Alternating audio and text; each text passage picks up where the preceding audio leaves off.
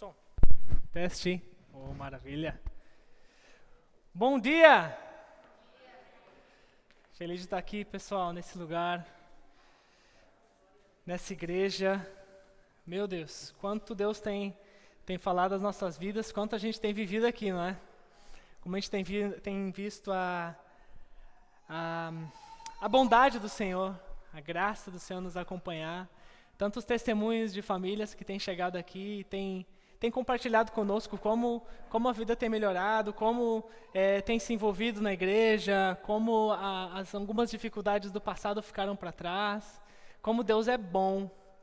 E sabe, nada fora do comum a gente faz aqui, a gente prega a palavra. E a palavra, ela é capaz de mudar, ela é capaz de libertar, ela muda conceitos, paradigmas, ela transforma a nossa vida. E que dia feliz foi o dia que a gente recebeu Jesus como Salvador, não é? O dia que a gente disse sim. O dia que a gente falou, eu recebo Jesus como meu Salvador. Eu creio que Ele morreu e ressuscitou ao terceiro dia. Aleluia! Que decisão maravilhosa. Quando a gente entende que isso não é uma religião, quando isso não é um dogma, mas sim uma decisão para um novo estilo de vida, tudo fica mais leve. Porque viver religião dá muito trabalho, é muito cansativo, é muito desgastante viver uma vida religiosa. Mas quando você toma isso como parte da sua vida, sua essência, Cristo em mim, aí é a liberdade. A liberdade para o Espírito, a liberdade para as nossas vidas, a liberdade nos nossos relacionamentos. Amém? Feche seus olhos, ore comigo. Seu Deus e Pai, obrigado por esse dia. Obrigado, Pai, por essa manhã maravilhosa que o Senhor nos deu. Nós estamos aqui, nesse templo, em construção, construindo aqui, Pai, esse templo, mas também construindo as nossas vidas no Teu reino. Construindo nossa identidade em Ti, Jesus. Obrigado por essa oportunidade maravilhosa. O Senhor nos arrancou do império das trevas e nos transportou para o seu reino. E que reino maravilhoso é esse? Hoje nós estamos aqui, nós vamos nos concentrar, vamos prestar atenção nessa palavra, porque sabemos que o Senhor tem algo para compartilhar conosco hoje. Dedicamos, Pai, o nosso culto racional, colocamos a nossa carne em sujeição para que a gente possa receber da Tua palavra. A nossa adoração, Pai, é esse tempo que nós dedicamos ao Senhor, porque sabemos que quando o Senhor está em nós e nós estamos em Ti, somos pessoas melhores, somos cristãos melhores, pais, mães, filhos melhores. E nós queremos esse patamar de vida, onde em Ti nós somos o reflexo da Tua presença nesse mundo. Obrigado, Pai, em nome de Jesus. Amém. Amém. Glória a Deus. Espero que a câmera do Zoom aqui, dá um abraço ao pessoal que está no Zoom, seja bem ampla, porque eu caminho bastante, tá bem? Então, gente, um dia a gente decidiu aceitar Jesus como Salvador, dia maravilhoso. E a partir daí a gente começa a andar nossa trajetória cristã, na nossa caminhada cristã. E a gente vai aprendendo mais, vai recebendo mais, e vai se inserindo nesse, vamos chamar desse sistema, desse jeito crente de ser, e as coisas vão passando. Alguns chamam esse período, quando você recebe Jesus, como o primeiro amor, onde você está mais animado. A gente já falou sobre isso, a gente entende que o primeiro amor, ele deve continuar, né? O mesmo ritmo. Mas a gente entende que, como qualquer relacionamento, aquele momento inicial tem um vislumbre, onde tudo é novo. Mas pode chegar um momento onde as coisas elas começam a ficar, alguém pode dizer? Repetitivas, mais do mesmo. Vou no culto, vem no culto, glória, coisa boa, vou para casa. Aí vai segunda, terça, quarta, e você é engolido pelas rotinas das coisas do dia a dia. Não é isso? E às vezes a gente assim, eu sou crente, mas não tem aquela coisa assim, coisas novas acontecendo. Muitos daqui vieram de outro país para cá, ou seja, foi uma grande mudança. Mas a gente sabe que viver num país estrangeiro, aqueles que são portugueses nem sabem o que eu estou falando, mas depois de um tempo você habitua-se, isso para você vira, digamos, mundano. É o dia a dia, é normal. É tal como é no Brasil, tal como é na Espanha, tal como é na Inglaterra, o dia a dia. E a gente vai, e aquela rotina pega você, e você acaba sendo igual. E muitas vezes você quer fazer algo diferente, quer mudar, quer inventar. E aí é que a gente vai entrar no que eu quero compartilhar hoje. Eu vou falar hoje sobre um tema que eu estava procurando no Senhor, buscando de Deus o que ministrar, e subiu rápido, motivação do coração. Assim, cara, eu nunca ministrei isso, nunca falei sobre isso, mas me veio a inspiração, eu fui ler um pouco, estudar um pouco, e acabei sendo ministrado muitas coisas interessantes que eu quero compartilhar com vocês. Pode ser? O tema atraiu um pouco? Não? É duro.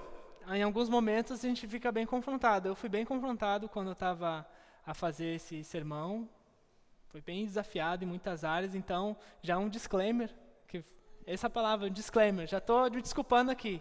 Não atingi esse nível que eu estou propondo para vocês, mas eu posso garantir para vocês que eu estou me esforçar para isso. Amém? Vamos ali para a gente ter um panorama assim lá em Gênesis 4. Olha só que interessante que me veio. Essa passagem todo mundo conhece, não é o foco da mensagem, mas vai dar uma boa introdução para a gente aqui. Em Gênesis 4, no versículo 3, diz assim: aconteceu que no fim de uns tempos trouxe Caim do fruto da terra uma oferta ao Senhor. Abel, por sua vez, trouxe das primícias do seu rebanho e da gordura deste. Agradou-se o Senhor de Abel e da sua oferta. Interessante, né? Ambos deram uma oferta ao Senhor. Quando a gente estuda, por exemplo, na escola bíblica, a gente entende que a maneira como Adão aprendeu a ofertar ao Senhor era um sacrifício de um animal inocente. Nós sabemos que isso já era um anúncio, algo que se fazia apontando para Cristo. Por isso, a necessidade de ser um sacrifício da maneira como Abel fez. Mas, vamos tirar isso, essa parte doutrinária de lado, e vamos falar o que aqui no versículo 13, Caim faz o quê? Ele trouxe do fruto da terra uma oferta para quem? Ao Senhor. Quando você ouve alguém falar assim, o fulano fez isso para o Senhor, você automaticamente já tem uma atitude de, eita, que bênção, a pessoa está a se esforçar para fazer algo para o Senhor. Às vezes ela está fazendo algo que não é correto, não é bem feito, mas pelo menos há ali a sombra de algo que uma pessoa está com uma intenção correta. No versículo 5 diz assim: ao passo que de Caim a sua oferta não se agradou, irou-se, pois, sobremaneira Caim e descaiu-lhe o semblante. Ou seja, foram duas ofertas individuais. Caim pegou e fez a oferta dele, Abel pegou e fez a oferta dele. Os dois, além de serem irmãos, essas duas atitudes não têm nada a ver uma com a outra, correto? Cada um na sua, cada um no seu quadrado. Deus olhou para a oferta de Caim, tem nada a ver com Abel. E ele assim, essa oferta ela não me agrada. Pode ser pela questão do mandamento, que Deus, o estilo de oferta que Deus queria, mas pode ser pela intenção do por que você está fazendo essa oferta? Por que você está trazendo essa oferta para mim? Quais são as intenções do seu coração? Por que você quer fazê-lo? E ao passo que de Abel ele se agradou, pelo jeito certo e pelo coração acertado. Aí ele pega e no 6, então lhe disse o Senhor, por que andas irados? Por que te descaiu um semblante? E olha essa fala que Deus fala para Caim, que eu acho magnífica. Se procederes bem, não é certo que serás aceito?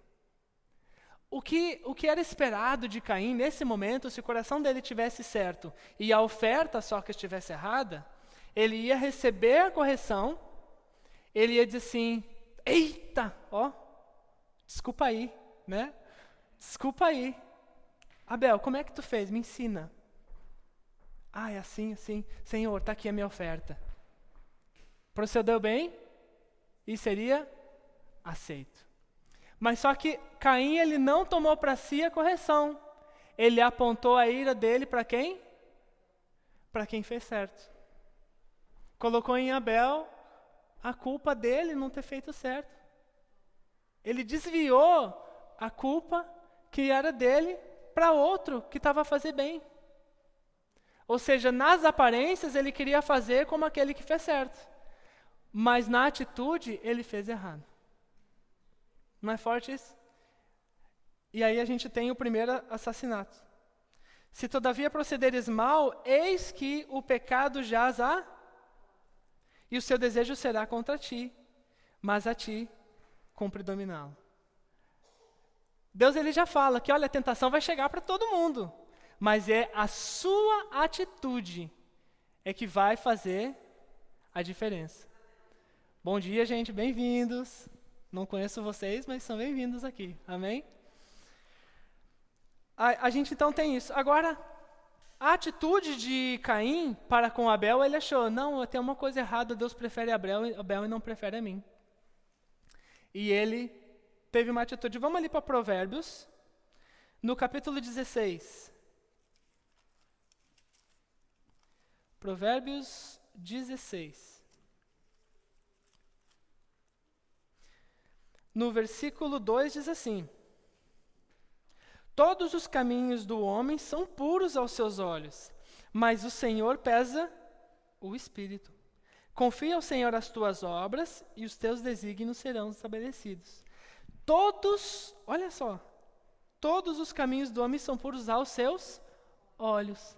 Aos seus olhos. É por isso que a gente vê muita coisa errada aí acontecendo, muitas pessoas fazendo coisas ruins, mas só que elas creem que estão fazendo a coisa certa.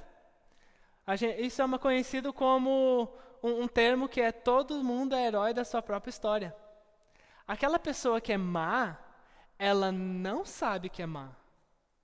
Ela acredita que o que ela está fazendo é o correto, é a única forma de fazer aquilo. Por exemplo, numa situação onde, ei, rapaz, você é muito mole, quando chega nessa situação tem que dar mesmo.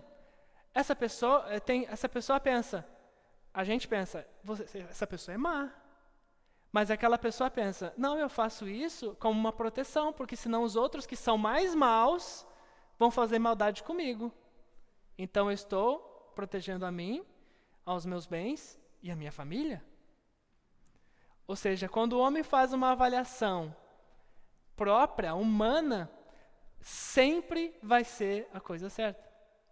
Mas só que aqui, Provérbios indica, no versículo 3, confia ao Senhor as tuas obras e os teus desígnios serão estabelecidos. Passa para Deus aquilo que você quer fazer, consulta ao Senhor, consulta a palavra, passa por Deus as suas atitudes, aí você vai conseguir ter uma medição melhor daquilo que você vai fazer, se está certo ou se está errado.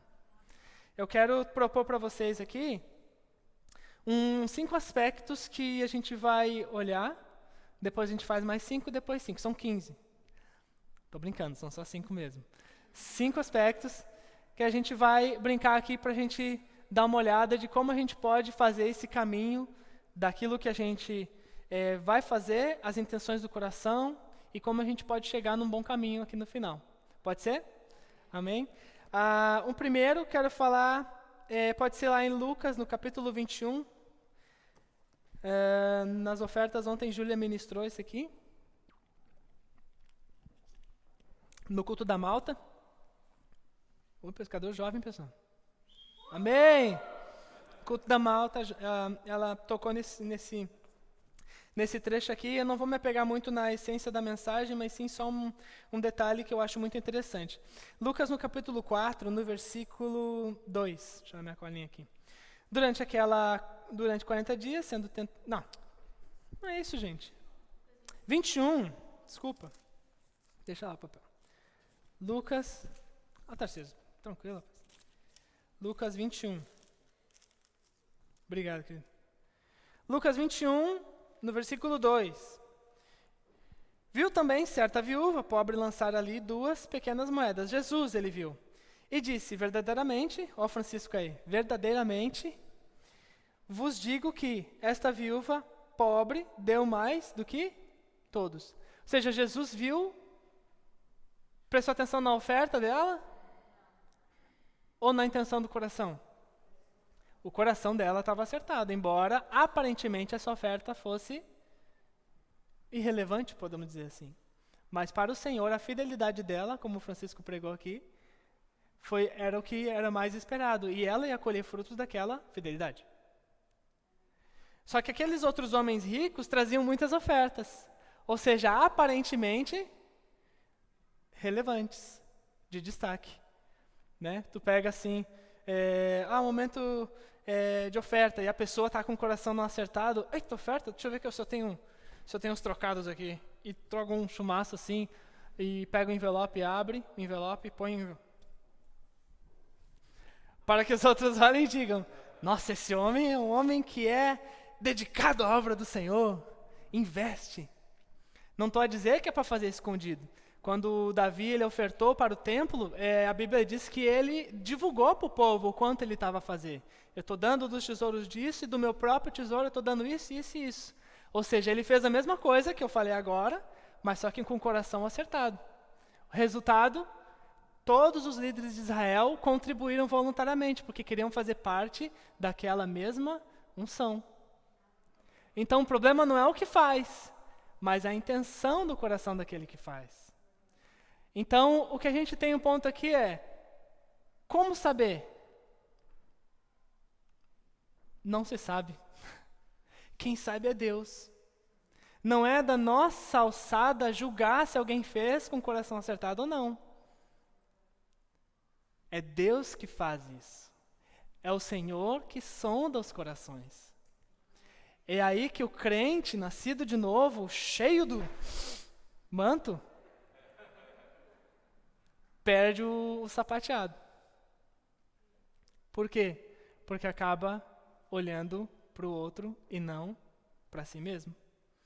Eita, já viu aquele irmão lá? Faz um monte de melisma com a voz, quer se aparecer. Quem é você para dizer que ele quer se aparecer ou não? Cuida da sua... Jesus mesmo fala, cuida, né, da trave do teu olho. Depois vai tirar o fiapinho do olho do irmão. Isso é muito perigoso, porque isso é andar em julgamento. É fofoca, é reclamação, é murmuração. Isso abre porta para tanta coisa ruim e você fazer parte de uma conversa assim. E não é fácil você ou falar, se você já passou desse nível, glória a Deus. Mas às vezes a gente não tem aquela fibra de dizer assim, irmão, comigo não. Eu não tenho nada a ver com essa pessoa. Tem um livro do Kenneth Hagin, Amor, o Caminho para a Vitória, que ele fala de um momento onde ele estava numa conversa assim, e alguém começa a falar, acho que ele conta a história de um homem. E todos falavam mal daquele homem, inclusive no funeral. Falavam mal daquele homem. E ele fala, e você? Embora aquele homem soubesse que o homem no funeral era uma pessoa que ninguém gostava, ele diz assim, olha, ele tinha olhos bonitos. Um elogio saiu de alguém para alguém que ninguém elogiava, só para não se juntar naquele espírito de falando mal da pessoa, aquela coisa de fofoca, aquela coisa ruim. Julgamento.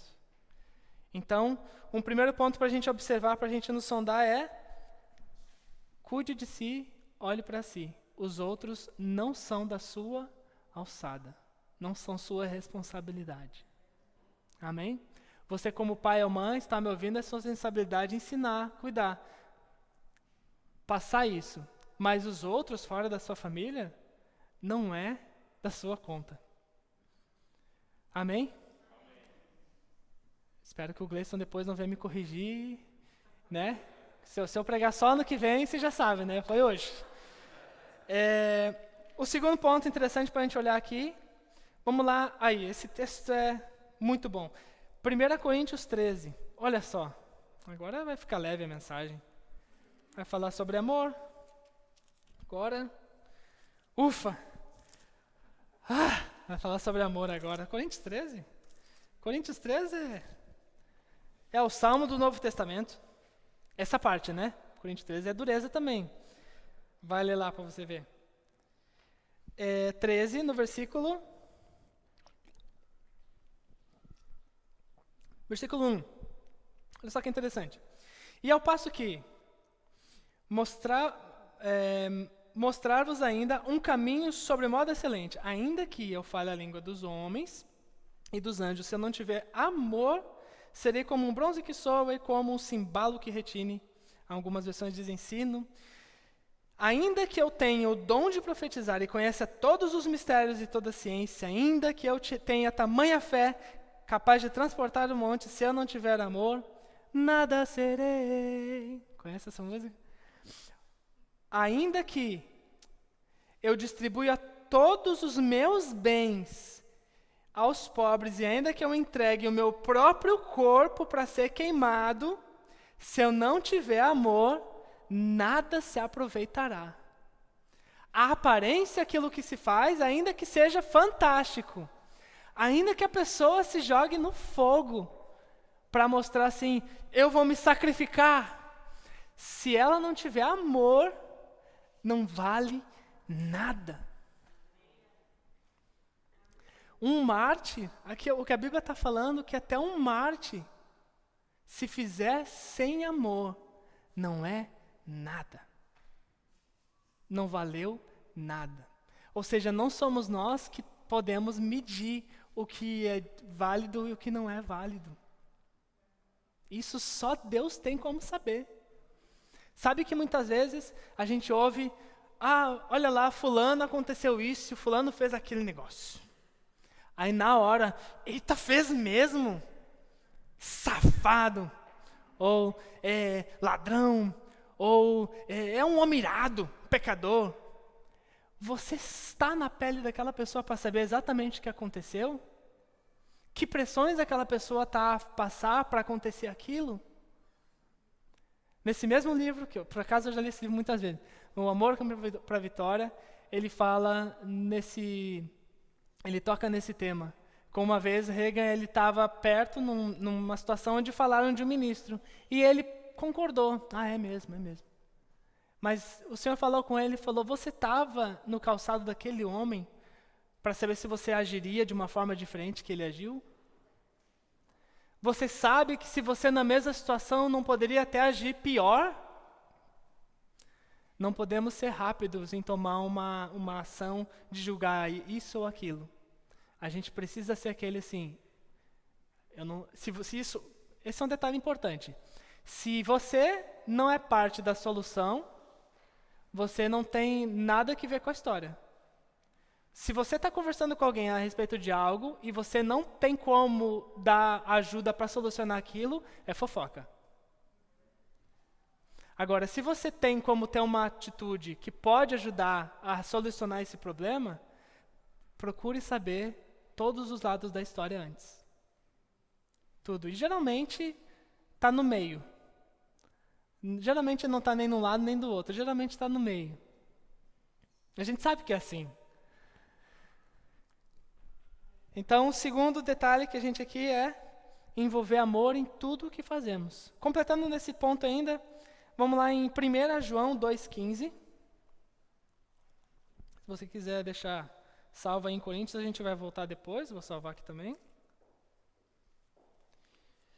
1 João, no capítulo 2,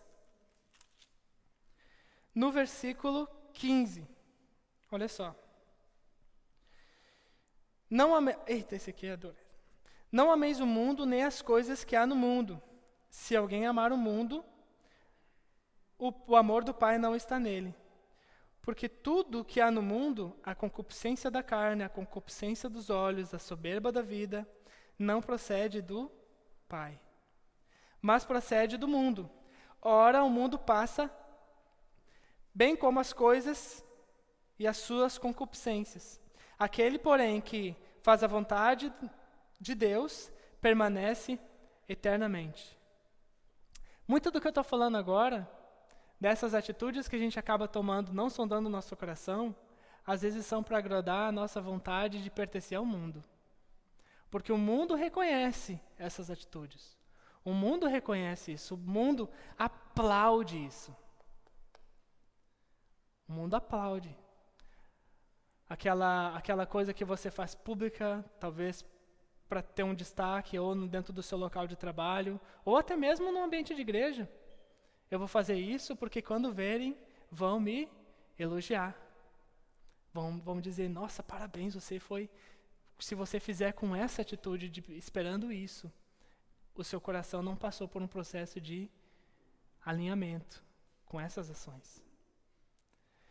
O mundo vai aplaudir aquela foto que você posta, você mostrando, você fazendo algo. Mas se você faz isso para inspirar outros, parabéns, você está com o coração acertado. Se você faz isso para ganhar aplausos, seria melhor você não postar e sondar o seu coração. É uma coisa tão simples, tão uma postagem, né? Só muitas vezes esses pequenos detalhes aqui são como uma areiazinha num grande relógio faz a hora não bater certa. É ajustar essas pequenas coisas e ir nesse nível. Eu estou a fazer isso, né? Eu vou fazer isso. Eu vou abençoar esse irmão, porque eu quero que todos vejam que eu sou uma pessoa que ajuda, que eu tenho uma atitude ajudadora, eu sou generoso, ou pura e simplesmente que eu quero ser Jesus na vida daquela pessoa. E ao passo que, se eu der um carro para alguém no intuito de mostrar que eu sou generoso, vale nada. E se eu der 1 quilo de arroz para alguém que precisa, para uma família que precisa, só querendo abençoar aquela família, vale muito mais. Porque a intenção do coração está acertada. A gente precisa parar de buscar e correr, mostrar a nossa caminhada cristã, como eu estou mostrando a minha caminhada cristã, como estão vendo o meu avanço, como estão vendo o meu progresso, e concentrar mais em ser Jesus para essas vidas.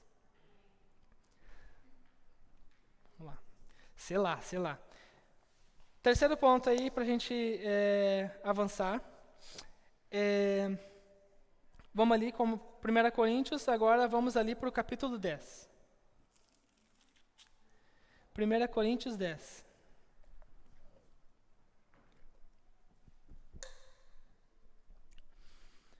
No versículo 24. Versículo 24 diz assim: ninguém busque o seu próprio interesse, e sim o de outro. Como posso eu... Acho que eu vi num filme esses dias, o Deus Não Está Morto, que o menino fala, pastor, eu estou sendo desafiado, porque a Bíblia me diz para amar o outro como a mim mesmo, a buscar o bem do outro como a mim mesmo. Como eu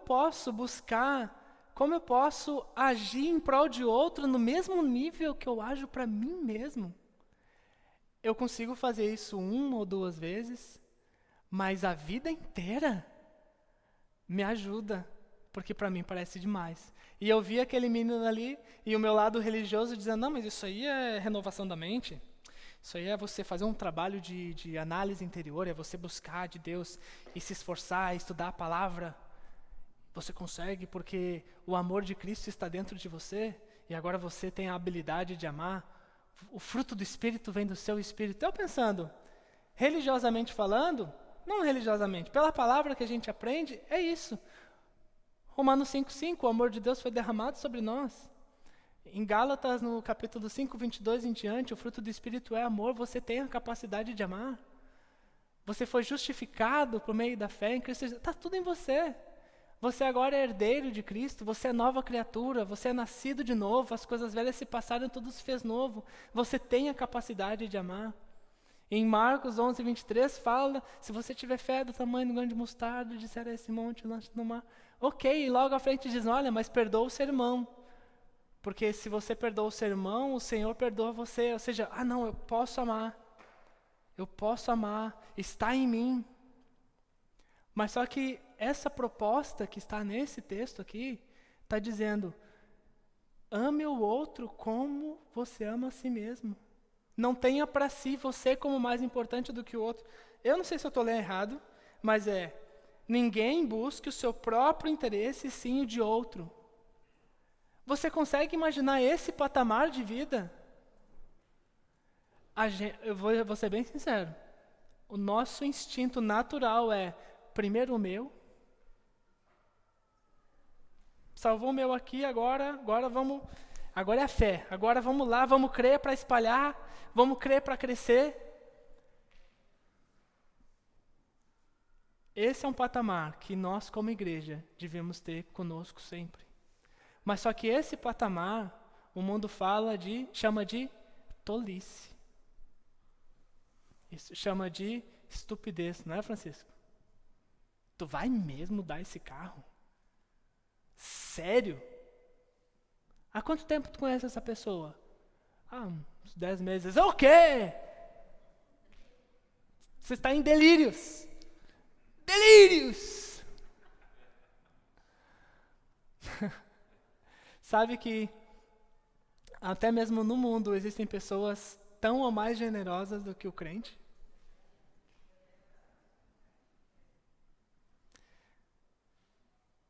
Eu tenho um chefe que é ateu. E bota um homem generoso. Eu, cristão, sou ministrado pela vida de um ateu.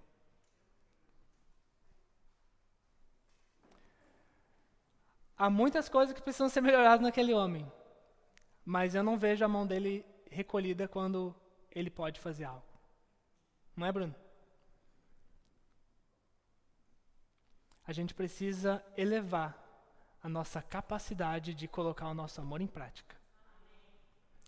No mesmo capítulo, no versículo 33, assim como também eu procuro em tudo ser agradável a todos, não buscando o meu próprio interesse, mas o de muitos, para que sejam salvos. E agora é que Paulo ele dá um desafio maior ainda. Desafio você a falar essas mesmas palavras. Sede meus imitadores, como eu sou de Cristo. Porque Jesus Cristo ele não considerou seus próprios interesses para outrem, a ponto de abrir mão de tudo e morrer por nós.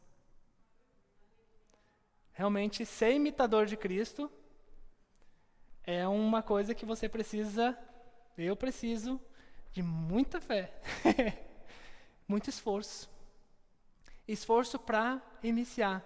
Mas é como aquele carro que depois que arranca e pega uma descida, só vai, porque você aprende o caminho. Nós temos o tempo todo ações de grandeza. Até nós, nossa, realmente eu fiz isso. Caramba, eu nem pensei. Eu simplesmente fiz. Não é gostoso quando a gente não pensa e a gente faz uma boa ação que nos surpreende. Que atitude. Que atitude. Mas você percebe que você não fez para mostrar para ninguém. Você só fez porque está em você. Não pense só em você. Em Coríntios, ali no mesmo livro aqui, um capítulo antes, no versículo 12, diz assim, na segunda parte, tá bem? Porque a primeira está mais ligada em cima. Entretanto, não usamos deste direito, antes suportamos tudo para não criarmos qualquer obstáculo ao Evangelho. Ele está falando aqui a respeito da nossa liberdade cristã. A gente entra numa outra área interessante que eu queria tocar com você. Nós estamos no Verbo da Vida. Se você não é da nossa igreja e está visitando, amém, muito bem-vindo. Mas quem já vem já sabe que a gente prega uma liberdade em Cristo. Não somos muito ligados a algumas coisas que nós queremos não são dentro da nossa visão. Outras igrejas fazem com o coração querendo fazer o correto, querendo fazer o certo. E nós apoiamos isso e amamos isso. Se você crê que essa é a melhor forma que você tem de agradar ao Senhor, faça e faça com intensidade. É o que nós pregamos. Mas nós aqui não pregamos algumas coisas que são regras em outras denominações. Como alguns usos e costumes, com corte de cabelo, ou algumas atividades que você pode ou não fazer, como, por exemplo, um jogo de futebol. Nós jogamos bola, as mulheres cortam cabelo, usam maquiagem. Nós temos essa liberdade, ok? A Bíblia fala que em Coríntios, naquele contexto, nessa igreja, uma igreja cosmopolita, onde havia pessoas de vários lugares do mundo, numa cidade portuária, pessoas de várias religiões se convertiam, judeus se convertiam, ricos se convertiam, pobres se convertiam. A gente vê a bagunça que era no dia de ceia, descrita aqui em Coríntios. Então, tinha um quê muito de liberdade lá. As mulheres que não podiam falar em lugar nenhum, agora estavam falando descontroladamente na igreja, inclusive impedindo o culto, porque houve uma liberdade, a liberdade em Cristo deu isso para eles. Por isso que Paulo ele usa algumas regras aqui para o pessoal ficar na linha. Mas aqui ele está falando, a liberdade que Cristo te deu não autoriza você a ser tropeço para outro. Se uma outra pessoa guarda o sábado, não trabalha no sábado, como honra ao Senhor, você não tem o direito de dizer, isso aí está errado, não vale nada. Isso não é direito seu, porque você vai ser tropeço para alguém. A sua liberdade não pode ferir o outro. Amém?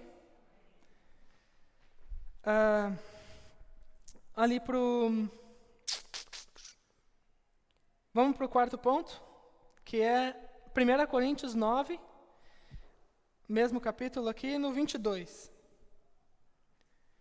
Diz assim, fiz-me fraco para com os fracos, com o fim de agradar... Fiz-me fraco para com os fracos, com o fim de ganhar os fracos. Fiz-me tudo para com todos, com o fim, por todos os modos, salvar alguns. No versículo... Vamos até o 27. Tudo faço por causa do Evangelho, com o fim de me tornar cooperador com ele. Não sabeis vós que os que correm no estádio,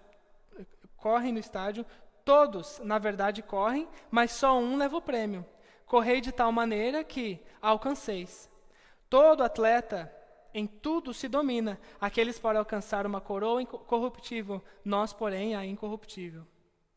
Assim corro também eu, não sem meta, assim luto, não como deferindo golpes no ar, inutilmente, mas esmurro o meu corpo e reduzo à escravidão, para que, tendo pregado a todos, não venha eu mesmo a ser desqualificado.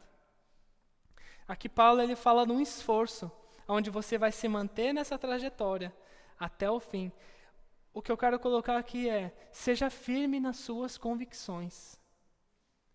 Porque no momento que uma palavra dessa, você sai daqui, eu quero ser um crente melhor, eu quero ser uma pessoa melhor, eu quero andar além da marca. E vai se aparecer situações amanhã, depois. Se você não permanecer firme nessa convicção, nesse esforço em elevar o seu patamar, você vai se desviar novamente. E vai estar lá eu tenho que acertar meu coração, tenho que alinhar meu coração. Sabe, com o coração alinhado, ele atrai as bênçãos do Senhor. Porque a palavra diz, buscar é o reino de Deus e a sua justiça, e tudo será acrescentado. Quando você busca o reino de Deus, você busca ser o reino de Deus. E quando você é o reino de Deus, você é um cristão que anda em amor. E as coisas, elas chegam. Por isso que nas ofertas a gente fala, se você tem um coração generoso, a generosidade do Senhor não vai se apartar de você. Se você tem a atitude de doar-se ao outro, tenho certeza que não vai faltar pessoas a doar-se a você. Se você ama o outro, haverá pessoas a amá-lo. Porque é uma atitude onde primeiro você dá, depois você recebe. Esse é o processo. Quando você compartilha, você recebe. A matemática do reino é assim. Ela funciona. Falo pela minha vida. Muitos outros aqui que eu conheço, aqueles que eu tenho mais intimidade, que eu tenho relacionamento, podem me dizer, é assim que funciona. Vamos aqui então para a gente, quinto ponto, alinhar sua jornada com o propósito de Deus. Ainda em 1 Coríntios, vamos no versículo 18 e 19. Nesse caso, qual é o meu galardão? Qual é a recompensa? Qual é a recompensa em viver uma vida assim? É que, evangelizando, proponha de graça o evangelho para não me valer do direito que ele me dá. Porque sendo livre de todos, fiz-me escravo de todos, a fim de ganhar o maior número possível. Ah, mas a recompensa, então, é se alegrar por aqueles que recebem a salvação. O que você esperava que eu dissesse?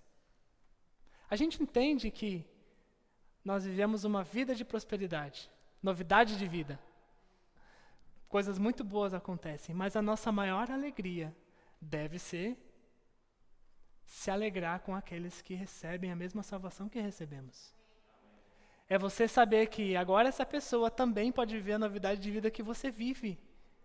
Isso é buscar o interesse de outro, em detrimento do seu. É ir além, é ir a mais com o outro. Um pouquinho a mais. Para que eles possam ter agora a visão que você tem daquilo que você é em Cristo. Naquilo que você tem em Cristo. Se alegrar. Se alegrar. Sabe, uma coisa que eu estava vendo esses dias é uma expressão do amor, ela é a empatia. Vocês sabem o que quer dizer empatia? Empatia, como sabe? Vou dizer de todo jeito. Empatia é quando você se coloca no lugar do outro. Onde você diz assim, eu entendo a sua dor. E você reconhece e você vai agir com aquela pessoa como gostariam que agisse com? O amor, ele é empático. Mas sabe que a empatia, ela não cobre todo o prisma de você se colocar no lugar do outro? Eu vou colocar melhor aqui. Por exemplo, a Janaína deu à luz ao meu filho. Ela carregou o Estevão no ventre. Ela ficou 9 meses com o Estevão no ventre. Ela deu à luz ao Estevão. Eu não tenho como entender o que ela passou. Quem pode entender o que ela passou? Outras mulheres que também. Ou seja, eu não tenho como usar da empatia para amá-la. A empatia não cobriu isso. Agora, dizem que eu não sou negro, outros dizem que eu não sei, eu sou negão. Mas eu escapo, acabo ficando no meio termo aí, alguns chamam de bugre. Mas digamos que eu fosse alguém branco, agora eu vou entrar num tema delicado. Uma pessoa branca, eu tenho estudado isso para entender esse aspecto. Essa pessoa não pode entender o racismo. Ela pode se esforçar, mas ela não pode se colocar no lugar de uma pessoa que passou por uma situação de racismo. Existe uma outra palavra que pode ajudar a alinhar você com aquela pessoa, que é a alteridade. A alteridade é, eu não sei como é, mas me fala como é. Como é dar à luz? Como é ter as dores? E a pessoa explicar e você buscar o máximo de informação possível para você se identificar com aquela pessoa. Uma pessoa que nasceu num berço onde os pais trabalharam e buscaram e deram tudo o que ela precisa. Ela não vai entender o que é passar necessidade. Ela não vai chegar, pobrezinho, não comeu hoje. Nossa, eu entendo. Não, você não entende. Ah, não, mas uma vez num acampamento eu fiquei com fome. Não, você não entende. Porque você sabe que quando saísse daquele acampamento, ia ter. Aquela pessoa, o acampamento dela, como o do Chaves, né? Faz anos que eu estou esperando. É você buscar todas as formas de se identificar. Deus, Ele tem toda a sabedoria do mundo. Ele é o dono da sabedoria. Mas Deus não sentiu na pele o que o homem sentia até Ele enviar Jesus. Deus se identificou com o homem para sentir o que o homem sente. Porque agora nós podemos dizer, existe um homem no céu que sabe exatamente como é viver aqui nessa terra. E ele veio para vencer muito mais do que eu fui. Ele chega e ele foi tentado muito mais do que eu fui. Foi desafiado muito mais do que eu fui, porque ele carregou o peso do mundo nas costas. Mas ele pode chegar a você e dizer, eu sei como é. Ele é digno de ser ouvido. Por exemplo, os nossos co-irmãos da Igreja Católica. Os padres são muito desafiados nisso. Como ele pode aconselhar um casal se ele nunca foi casado? É um desafio que eles têm. O que ele precisa fazer? Alteridade. Conversar com muitos casais, se aconselhar com casais, falar com muito, entender do tema, estudar sobre isso, para poder aconselhar bem aquelas pessoas. Nós, como cristãos, precisamos buscar na palavra de Deus o máximo que pudermos, para nós sermos a resposta que as pessoas precisam. Quando nós pudermos usar da empatia, usamos. Olha, irmão, eu sei o que você está passando. Eu passei por isso assim, sim. Foi bem como você. E olha só como eu venci. Agora, se você não sabe como é, ouça. Ouça, não venha com, como eu falei, vendo o filme, querendo já colocar a Bíblia em cima do personagem. Não, mas é assim, assado. Cara, você está certo. Ter esse patamar de vida todos os dias, até o final dos tempos, é desafiador. É verdade. É verdade. É desafiador ser crente mesmo. Eu estava falando com o Bruno esses dias, existem projetos de crente. E existe crente. No versículo... sim. Não sei quem me falou esses dias, eu não lembro mesmo. Foi aqui na igreja, não sei se foi a Raquel ou se foi a Sabrina. Falou assim, eu acho que os galardões no céu, eles estão em larga escala, mais ligados àquilo que nós fazemos no secreto do que aquilo que nós fazemos em público. Foi você, Raquel? Acho que foi a Sabrina. E, cara, eu fiquei pensando, eu acho que é isso mesmo. Porque você vive na igreja e no meio dos crentes, geralmente a gente vive 5, 10% do nosso dia. Mas no dia a dia lá, onde o filho chora e a mãe não vê, lá é que você é crente 24 horas. E lá é que as suas atitudes são somadas. Lá é que você bota em prática o que você aprendeu. Lá é onde você é cristão mesmo. E quando nós formos lá no céu e nós chegarmos no momento, não do julgamento, mas sim quando nossas obras passarem no fogo e aquilo que sobrar você vai levar para a eternidade, as obras geralmente vai ser, não respondeu agressivamente para aquela calúnia. Pode fazer deu aquele pedaço maior de bolo para o outro irmão. Essas atitudes pequenas vão estar somadas lá. Sabe que eu acho que não vai ter muito aquilo na cruzada e tal, converteu tantas pessoas. O que vai estar somado lá, naquele momento no backstage, falou bem com aquela pessoa, e quando foi para a cruzada, estava em paz com o Senhor. Tratou bem aquele irmão, aquele cidadão que carregou o cabo, e foi para a cruzada e valeu tudo. Muitas vezes o que acontece aqui, digo não aqui nesse palco, mas em muitos púlpitos no mundo, há muito da misericórdia do Senhor. A graça do Senhor movendo aquela pessoa, não necessariamente, exclusivamente do ministro. Porque o ministro é gente como a gente, mas a palavra que sai daqui, é ela sim que transforma.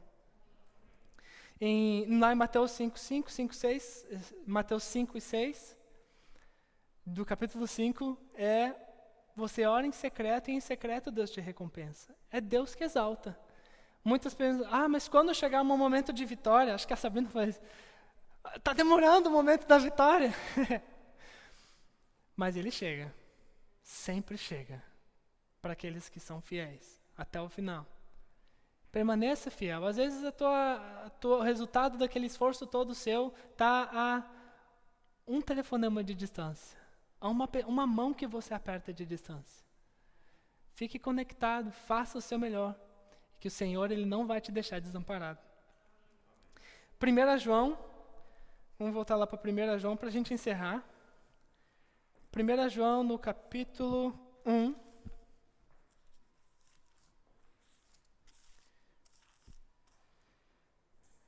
Capítulo 1, no versículo 6. Se dissermos que mantemos comunhão com Ele e andamos nas trevas, mentimos e não praticamos a verdade. Se, porém, andarmos na luz, como Ele está na luz, mantemos comunhão um com os outros, e o sangue de Jesus, o seu Filho, nos purifica de todo o pecado. O que é o andar na luz? Lembra lá em Salmos 119? Lâmpada para os meus pés é a tua palavra, e luz para o meu caminho. Andar na luz é andar na verdade da palavra. Andar no que a palavra está dizendo para você, no que a palavra está te ensinando. Isso é andar na luz. Em Hebreus 12:2, bem famoso também, a palavra... Vamos lá, porque esse é um versículo importante para a gente... Hebreus, no capítulo 12...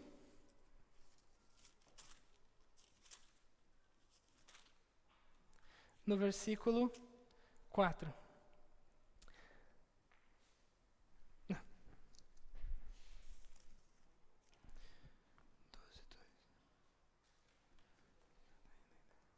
Eu acho que é 4:12.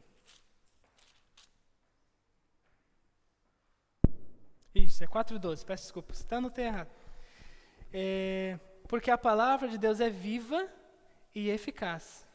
É mais cortante do que qualquer espada de 2 gumes e penetra até ao ponto de dividir alma e espírito, juntas e medulas, e é capaz de discernir os pensamentos e propósitos do coração. A palavra de Deus, ela vai dividir o que é aquilo que você está fazendo pela alma ou aquilo que você está fazendo pelo espírito. Passe pela palavra. Então, assim, você vai fazer aquela atitude. Por que eu estou fazendo isso? Para quem que eu estou fazendo isso? Qual a recompensa que eu quero? É de Deus? É dos homens? Passe por esse... Isso se torna automático quando você faz. Porque aquela luz vermelha já... Não. Eu não estou honrando ao Senhor com isso. Eu não estou honrando ao Senhor com essa roupa, não estou honrando ao Senhor com essa atitude, não estou honrando ao Senhor com essa postagem. Então eu vou passar um pouquinho pelo crivo da palavra. Senhor, isso te agrada? Não? Então segue em frente. Amém? É um patamar de vida que somos desafiados. Mas sabe, é bom. Já você ter a aprovação do Senhor no seu coração já é uma recompensa maravilhosa. Quando você ouve o Senhor e você faz, e você dá crédito para a palavra do Senhor, e você sabe que o Senhor está feliz com a sua atitude, isso é bom demais. Sabe que Paulo, ele chegou no final da carreira dele. O apóstolo Paulo disse: eu corri a minha carreira, combati o bom combate e guardei a fé. Sempre que eu ouço esse versículo, que eu falo, eu me emociono, porque que nível que chegou esse homem de dizer: eu olho para trás e eu estou satisfeito com o caminho que eu trilhei. E ele não era perfeito. Ele tinha um background pesado, mas ele deixou para trás. Se preocupar com isso, se preocupar com o resultado dessas coisas, não vai resolver em nada. Só viver a sua vida. Foca em você. E coloque o amor em tudo que você fizer. Amém?